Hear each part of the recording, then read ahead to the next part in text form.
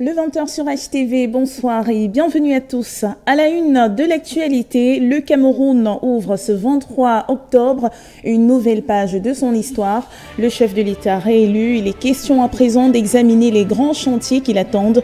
Le dossier de la rédaction dans cette édition est consacré aux défis majeurs du président Paul Biya les 7 prochaines années. Et puis en sport, on va faire un zoom sur les prestations des équipes camerounaises au championnat d'Afrique des clubs champions de handball. La compétition lancée le 19 octobre se poursuit en ce moment même. Voilà pour le sommaire.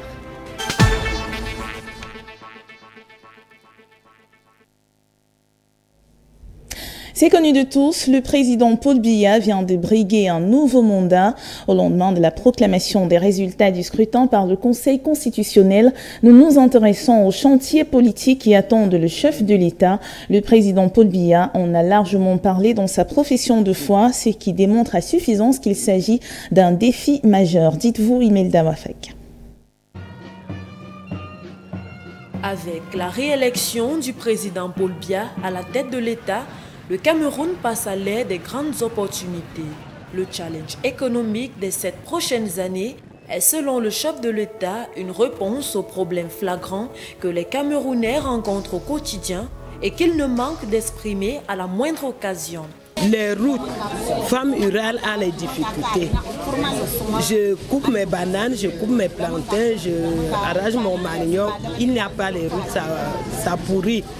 Améliorer les conditions de vie des Camerounais et Camerounaises passera, selon Paul Biya, par la construction des infrastructures qui font défaut, à savoir les routes, les ponts, les entrepôts et les installations frigorifiques. Tous ces projets sont en phase avec les besoins exprimés par la population. J'ai mes enfants, ils n'ont pas là où partir, les diplômes sur la tête. Faire reculer la pénurie alimentaire, développer l'industrie textile, donner un nouvel élan à la prospection et à l'exploitation des minéraux et du pétrole. La construction du chemin de fer Ngaoundéré-Djamena via Kousséri et la mise en fonction des grands projets structurants constituent l'essentiel des chantiers économiques que le président promet mener à bien durant son mandat. Le président Paul Biya a également promis de mettre un accent particulier sur l'emploi au Cameroun. Les jeunes sont à cet effet au centre des actions du chef de l'État les 7 prochaines années. Il est question pour ce dernier de veiller à une meilleure insertion socio-professionnelle de ces derniers. Suivons ce reportage. L'emploi au Cameroun demeure un problème majeur auquel la jeunesse camerounaise en particulier se trouve confrontée. Comme plusieurs autres jeunes, Constantine est devenue mototaximan par que faire, se disant victime d'un dérèglement fonctionnel de l'appareil étatique. Nous, en tant que jeunes, nous avons lu son programme, les difficultés que nous rencontrons au quotidien. Plusieurs d'entre nous sont des diplômés des universités qu'il a créées d'ailleurs au Cameroun. Et nous rencontrons beaucoup de problèmes au niveau de l'emploi. C'est conscient de ces manquements que le chef de l'État du Cameroun, nouvellement élu, inscrit son septennat sous le signe des grandes opportunités. Le président prévoit, entre autres, mener à bien l'agenda du recrutement des 25 000 jeunes à la fonction publique en cours. Il promet également multiplier les solutions pour l'accroissement de l'insertion socio-professionnelle. Pour rendre les chantiers du chef de l'État plus efficaces, les jeunes font quelques suggestions en plus. En créant des plateformes permettant aux jeunes de s'auto-créer, de s'auto-employer et en permettant que la jeunesse puisse s'émouvoir. Répondre aux problèmes de la jeunesse est un impératif pour l'émergence du Cameroun. C'est le grand pari du président Paul Biya. Qui vivra, verra. Et nous parlons à présent d'un mal évoqué de manière récurrente durant le contentieux post-électoral. Les différents candidats ayant exposé au Conseil constitutionnel ont semblé tous d'accord au sujet de la promotion du vivre ensemble et par ricochet au sujet de la lutte contre le tribalisme. Mais à leur tour, les populations disent non à ce phénomène. Ayaoundé, notre reporter Lintia Kunte a réalisé ce reportage. Regardons plutôt. Le tribalisme est une réalité complexe à la fois culturelle, idéologique et politique. Un courant qui ne s'observe pas dans le 5e arrondissement de Yaoundé, plus précisément à Missassi. Ici, l'amour règne entre ces commerçants de tribus différentes. Il y a la paix ici, c'est la paix que nous on veut et nous on garde la paix ici.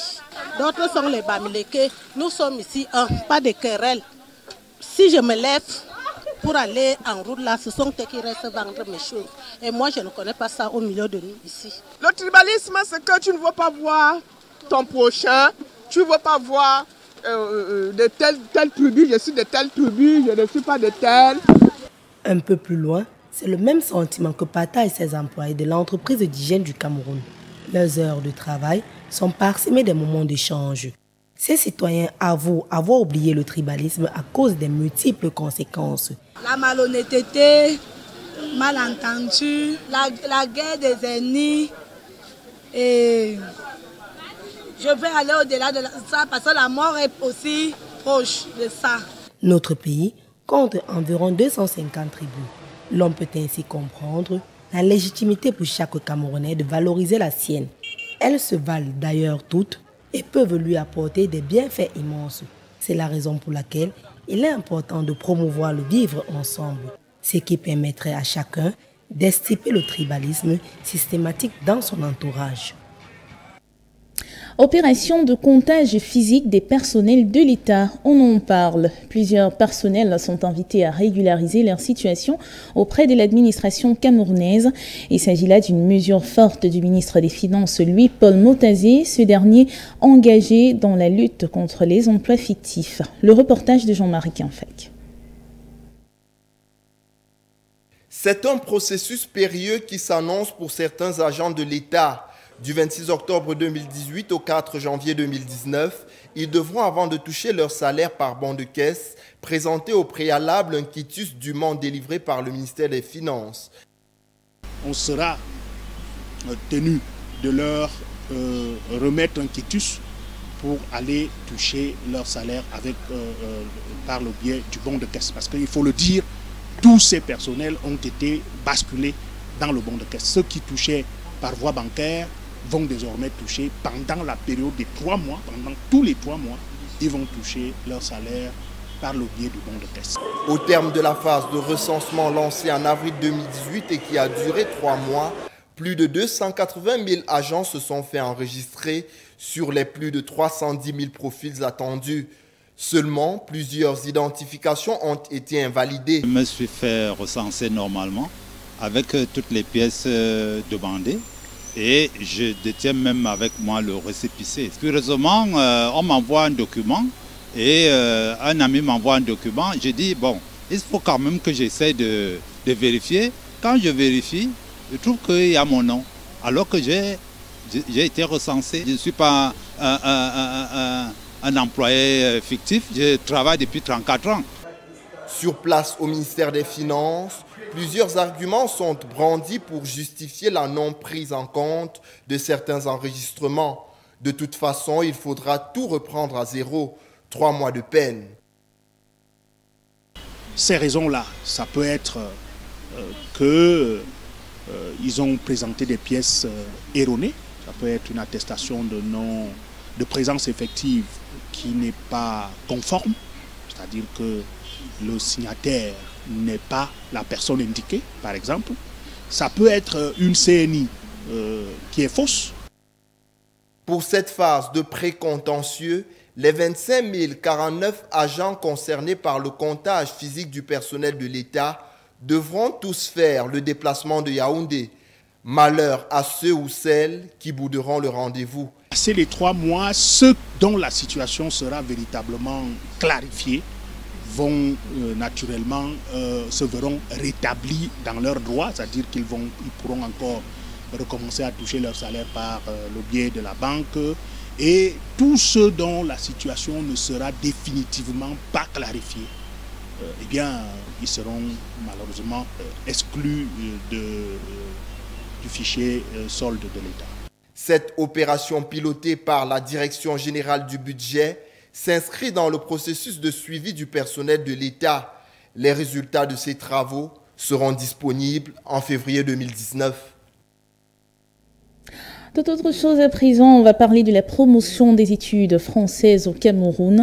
Un salon se déroule en ce moment même au Palais des Congrès de Yaoundé sur la question. La cérémonie d'ouverture a été présidée conjointement par le ministre de l'Enseignement supérieur et l'ambassadeur de France au Cameroun. Le compte rendu de Joël Patrick Bani. Ils ont été nombreux à répondre à l'invitation de M. Gilles Thibault, ambassadeur de France au Cameroun, pour prendre part à la 7e édition du Salon pour la promotion des études françaises, SAPEF. Aux côtés des ministres camerounais Jacques Famdongo de l'enseignement supérieur et de Zachary Périvec de l'emploi et de la formation professionnelle, l'ambassadeur n'a pas manqué de revisiter la coopération entre la France et le Cameroun et surtout présenter les différentes opportunités qu'offre la France en termes de formation et d'études supérieures. Aujourd'hui, les étudiants camerounais sont inscrits dans la modernité.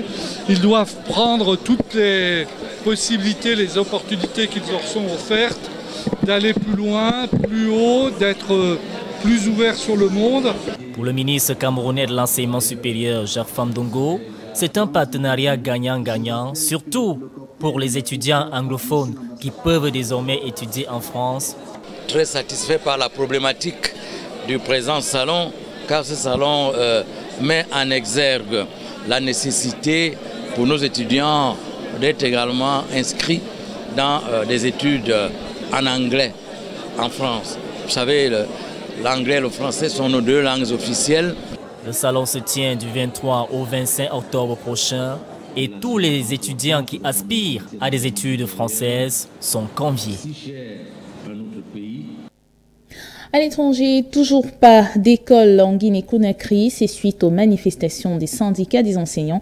Et du côté de la Turquie, le président Erdogan accuse l'Arabie Saoudite d'être à l'origine du décès du journaliste Jamal Khashoggi. Voici le point de l'actualité internationale.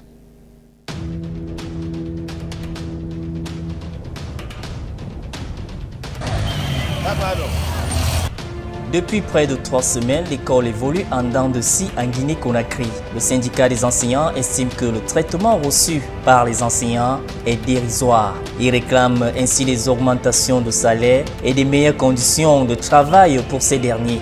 Les élèves, à leur tour, se sont joints à ces derniers dans cette démarche.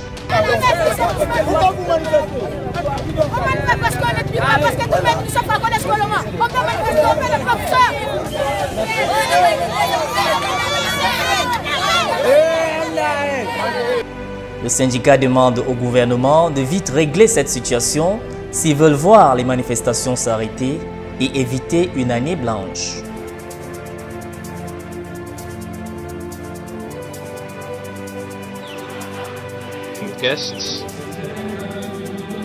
En s'exprimant ce jour devant son parlement au sujet du meurtre de Jamal Khashoggi, le président turc Erdogan est ferme dans ses propos. Il fait savoir que le journaliste saoudien a été assassiné dans le consulat général de l'Arabie saoudite à Istanbul. Il croit savoir que les seuls responsables du décès de Khashoggi, c'est le royaume d'Arabie saoudite. En sport, on parle handball, notamment avec les championnats d'Afrique des clubs champions qui ont démarré ce 19 octobre. Marina Kokwina, après quelques jours de participation, fait le point des prestations des équipes camerounaises présentes à cette compétition. Regardons.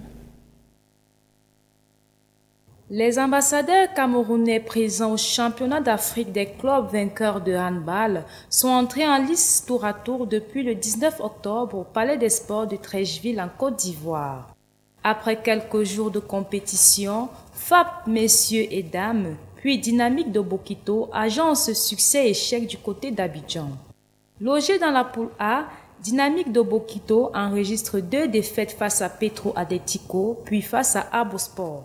Malgré ces 2 défaites, les filles de Bokito ont enregistré 2 victoires face à Bandama et HC Héritage. Avec ces succès, les champions du Cameroun sont qualifiés pour les quarts de finale. Quant à FAP Dames, autres représentants camerounais, elles ont au compteur une victoire face à Africa Sport et une défaite face à Primero de Agosto. Chez les messieurs, FAP a enregistré sa première désillusion face à Al Ahly du Caire en match d'ouverture, mais s'est bien ressaisi par la suite en rapportant ses 2 derniers matchs face à USFA du Burkina Faso, puis Phoenix du Gabon. Les clubs camerounais affichent bonne figure à ce championnat. La compétition se poursuit quant à elle ce 24 octobre après une journée de repos.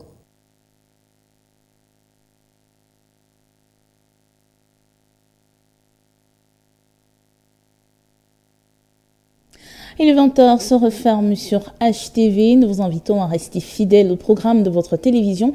Je vous retrouve demain 20h précise. S'il plaît à Dieu. Au revoir à tous.